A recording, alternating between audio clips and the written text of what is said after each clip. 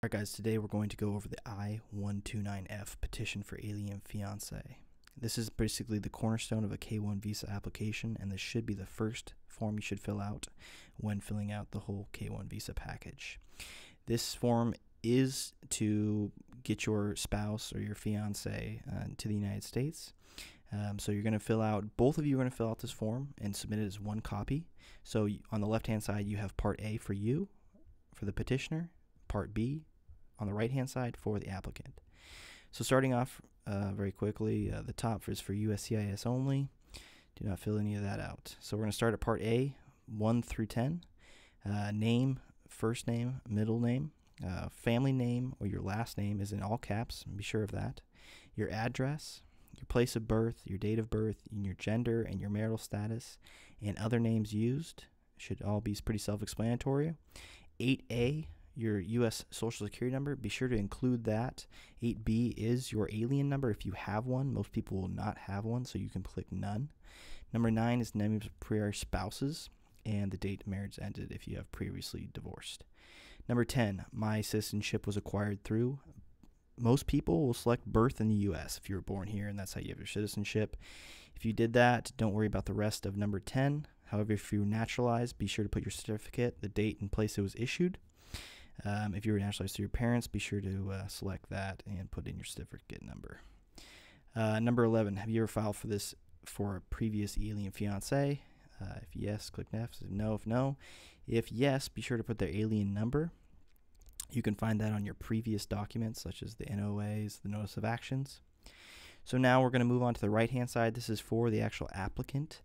Once again, we're going to do family name in all caps, last name in caps, and then first, middle name.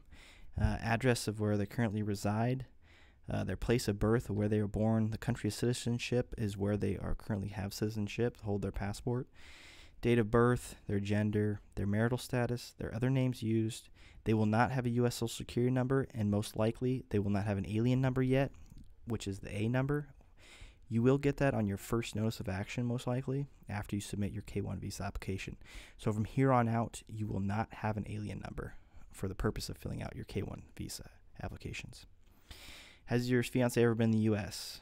Yes or no? If your fiancé is currently in the U.S., complete the following.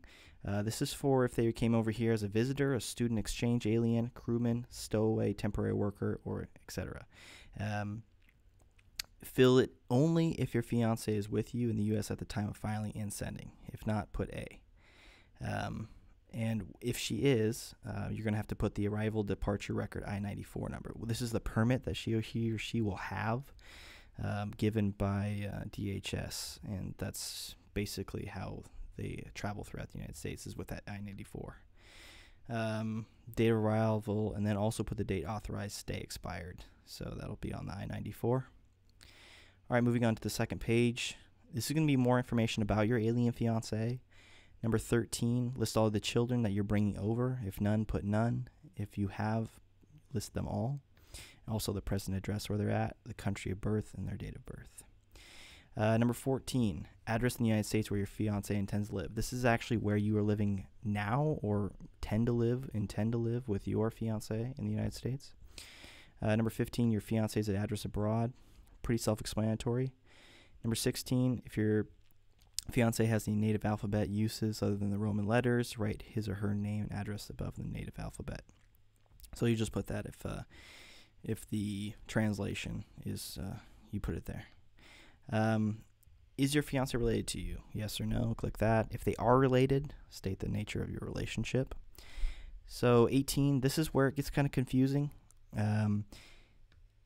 If you have met and seen each other within the past 2 years, click yes. Also, going along with that, what they're going to want in the box below is an explanation of how the relationship was established, basically how you met each other and how it's continuing.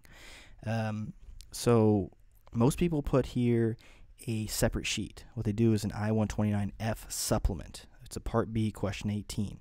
So what you can do is take like a normal Word document and then go into Microsoft Word and just type out how you met, how you're continuing your relationship, and any pertinent information that USCIS would want to know about your relationship with your spouse. So once again, just In this box, make sure to write that you have attached the supplement. And they will, and when you do finish that, place that behind this I-129F in the actual physical folder or file that you're filing the petition in. All right, moving on. Number 19, if you met your fiancé through an international marriage broker, yes or no? If you did answer yes, just put the name of the international marriage broker. 20. Your fiancé will apply for a visa abroad at the American Embassy consulate at. Now, this is tricky because most countries have multiple consulates or multiple embassies, but not all of them do the K-1 visas. So you're going to have to find out which consulate does the visas. For example, in Mexico, Ciudad Juarez and Mexico City are the only ones that do the K-1 visas.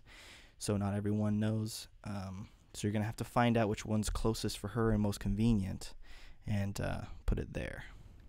Moving on. This is for our military folks. For number 1, you're going to say if you are serving overseas, be sure to put your PSC box or any type of mailing address that you have. Not a physical address, they just need a mailing address. And then for your plan to return, I know in the Air Force that's a DROS.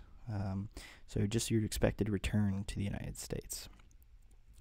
Now for question number 2 through 3, this is if you've ever been like court-martialed or if you've had any civil or criminal courts try you for any crimes, and you're going to have to list which one if you did have an issue. Number 3, just explaining more about that issue.